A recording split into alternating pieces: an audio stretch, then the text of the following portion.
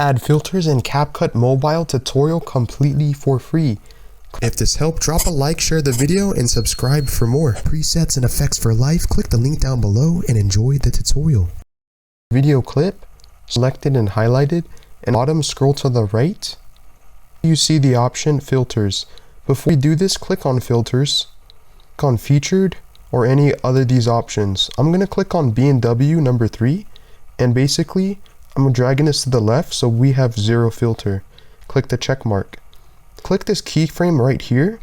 Basically, if you were to drag all the way to the right, you have to do this, but this is an optional. This is a tip, trick, and hack. Click keyframe one more time. Make the video still selected and highlighted, it's color white, and click filters. Click in the same filter, except dragging this to the right, check mark. Basically now, filter is gonna fade in Capcut mobile completely for free. Wow, that actually looks pretty cool.